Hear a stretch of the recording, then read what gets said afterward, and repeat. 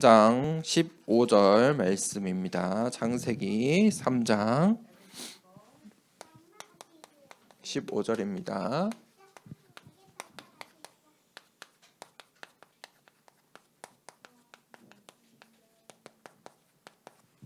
우리 창세기 3장 15절 말씀 함께 읽도록 하겠습니다. 시작. 내가 너로 여자와 원수가 되게 하고 내 후손도 여자의 후손과 원수가 되게 하리니 여자의 후손은 내 머리를 상하게 할 것이요 너는 그의 발꿈치를 상하게 할 것이니라 하시고.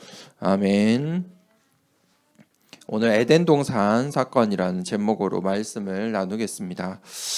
서론에 우리가 무엇으로 각인되어 있느냐가 굉장히 중요합니다. 각인이라는 것은 지금 내가 어디에 있느냐, 그게 나의 각인입니다. 오늘 예배드리는 이 시간에 각인은 예배의 축복이죠. 하나님 말씀의 각인이에요. 또 내가 내일 또 6일 동안 살아가는데 내가 어디에 있느냐, 그것이 나에게 각인이겠죠. 또 무엇을 내가 생각하고 질문하느냐, 그런 것들이 각인이 돼요. 그러면 우리가 그 지금을 잘 바꿔야겠죠. 그런데 많은 사람들이 잘못된 다른 각인들이 되어 있어요. 사단은 이 다른 각인을 시키거든요. 하나님의 말씀이 아닌 다른 각인을 시켜요. 이 세상은 하나님의 말씀보다 세상의 말들로 각인을 시키는데, 이 세상의 각인들은 무엇이냐면 의심하게 해요. 불신앙 들게 해요. 거짓말해요. 그래서 가장 중요한 것은 잘못된 질문을 하게 해요. 문제가 아닌데 문제라고 생각이 드는 거예요. 중요한 일이 아닌데 중요하게 생각하고, 중요한 일을 하찮게 생각하는 거예요. 잘못된 질문들, 그런 것들이 다른 각인이에요. 그럼 우리는 올바른 각인을 해야 돼요. 무엇으로 올바른 각인을 해야 되냐? 하나님께서 나에게 주신 올바른 언약으로 각인되어야 돼요. 그래서 우리가 777 기도를 새해에 시작하는데 7망대의 기도가 이거예요. 올바른 언약, 하나님이 주신 것, 그것으로 각인시키는 거예요. 왜 그 기도가 어렵냐면 아직 내 것이 안 돼서 그래요. 아직 내가 그것으로 각인되어 있지 않기 때문이에요. 그래서 기도하는 거예요. 그래서 예배 드리는 거예요.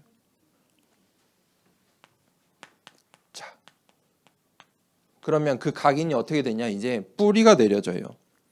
뿌리는 계속해서 반복하잖아요. 이 각인이 반복되면 이제 뿌리가 내려요.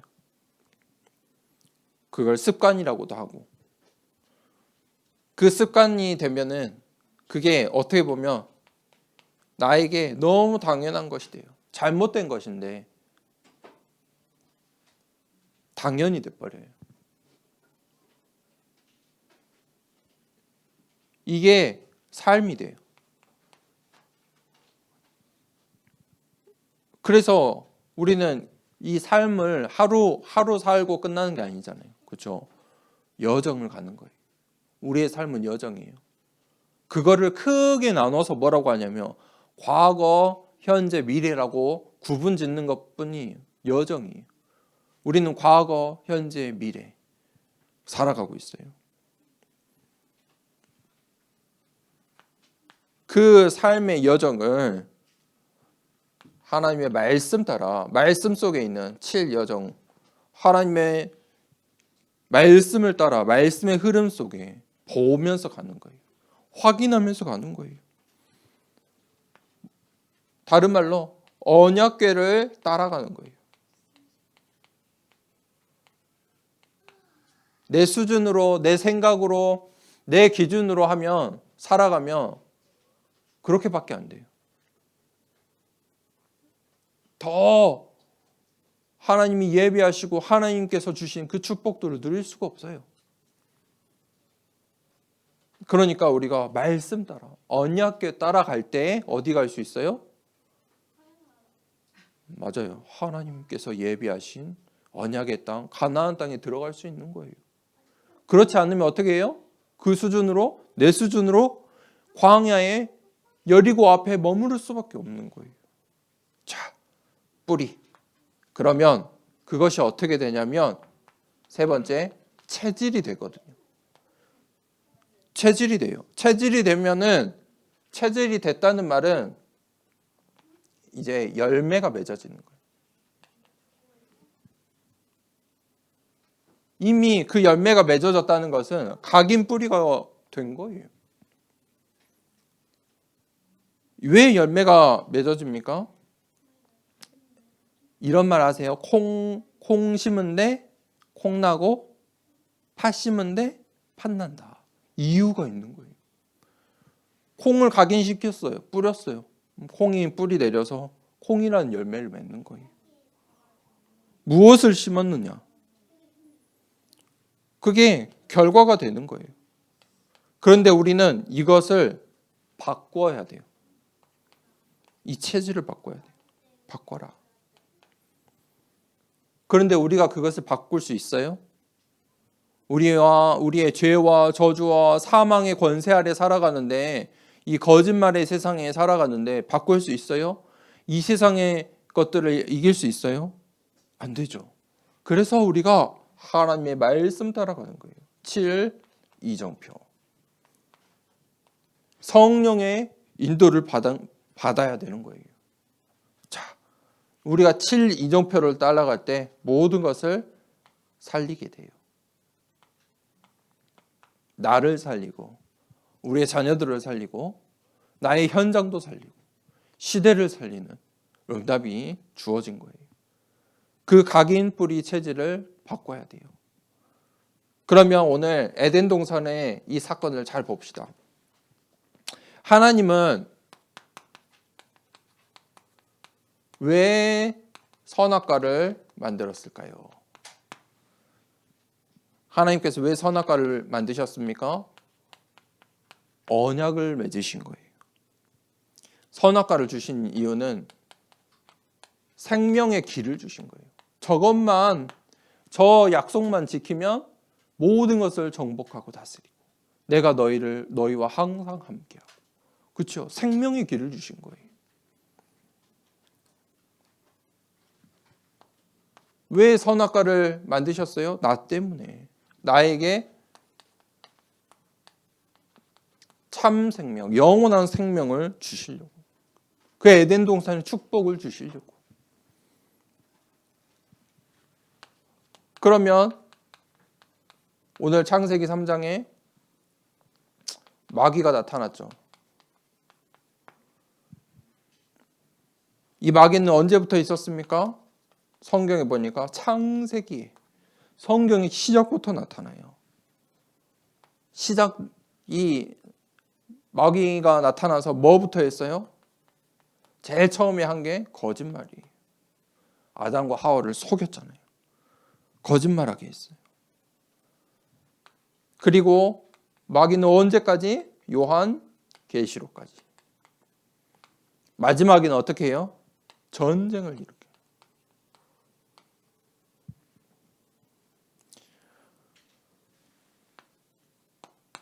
자, 사탄은 어떻게 유혹합니까? 사단의 방법을 우리가 알아야 돼요.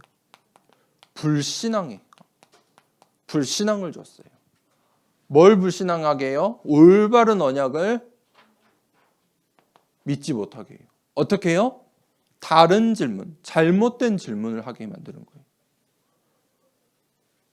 아니, 하나님의 언약은 어떻게 해요? 하나님이 주신 언약은 우리가 믿고 붙잡아야 돼요. 그런데 사단은 그거를 의심하게 했어요. 불신앙하게 했어요. 왜 그럴까요? 사단은 그 언약 자체를 바꿀 수가 없어요. 하나님의 말씀 자체를 이길 수가 없어요. 그러니까 속이는 거예요. 이 사단은 하나님의 말씀을 막을 수가 없다니까요. 하나님의 언약을 막을 수가 없어요. 그러니까 사단의 방법은 믿지 못하게 하는 불신앙이에요. 믿지 못하게 하는 거예요. 그래서 사단은 속임수를 쓰죠. 우리의 눈과 귀를 결국은 어둡게 만들어요. 우리의 눈과 귀는 하나님의 말씀을 보고 들을 수 있는, 하나님과 함께하는 그 축복을 누릴 수 있는 축복이 있는데, 축복을 받았는데 사단은 이것을 어둡게 만들었어요. 밝아진 것 같은데 그게 밝아진 거예요? 어두워진 거예요. 다른 것을, 올바른 언약이 아니라 다른 것을 보고 듣게 만드는 거예요. 자, 그래서 사람들은 사단에게 속아 죄를 짓게 됐어요. 원죄예요. 제일 처음 지은 죄. 오리지널 신이다. 원죄의 결과는 어떻게 됩니까? 죽음이에요. 나무가 땅을 떠나면 어떻게 돼요? 죽어요. 물고기가 물을 떠나면 어떻게 될까요? 죽을 수밖에 없죠. 사람이 하나님을 떠나면, 다시 말하면 사람이 하나님과의 약속을 지키지 않으면, 어기면 어떻게 돼요? 죽을 수밖에 없어요. 죽음이에요. 죽은 상태로 우리가 이 땅에 태어났어요. 모든 사람이 다 죽을 수밖에 없죠. 그런데 그 죽음의 상태는 죄와 저주를 받았어요. 남자는 땅의 것을 열심히 일을 해야 먹고 살 수 있는 저주를 받았어요. 여자는 해산의 고통을, 아이를 낳는 고통을 느낄 수 있는 저주를 받았고, 땅도 저주를 받았죠. 그 전에는 어땠어요? 에덴 동산에서 모든 것이 풍성했어요. 동물과 식물과 사람 모든 것이 서로 행복했어요. 그런데 이 죄로 말미암아 이 세상에 저 자연과 동물과 식물과 사람에게 죄와 저주가 임한 거예요. 자, 그러면 해결책이 무엇입니까? 하나님께서 답을 주셨어요. 해결책을 주셨어요. 그게 오늘 읽었던 본문 말씀이에요. 창세기 3장 15절이에요. 누가 나옵니까? 여자의 후손. 그분이 누구입니까? 그리스도예요.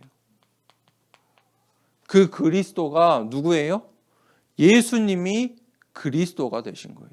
그래서 예수가 그리스도, 예수는 그리스도예요.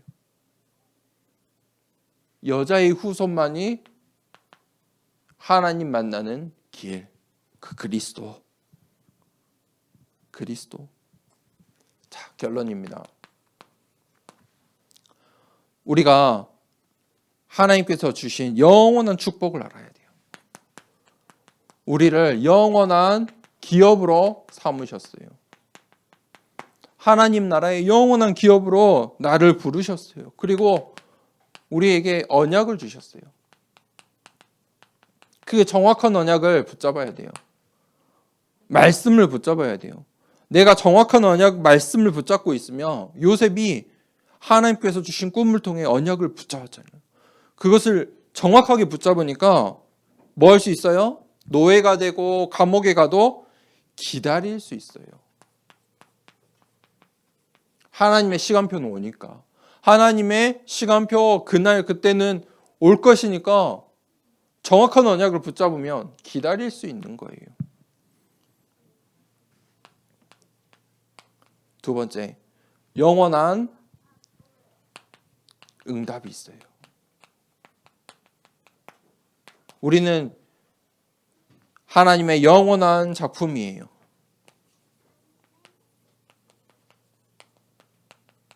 하나님 나라의 영원한 작품이다. 누가요? 나요.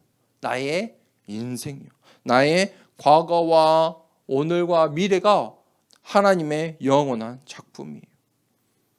지금 작은 것부터 시작하세요. 777 기도부터 시작해 보세요.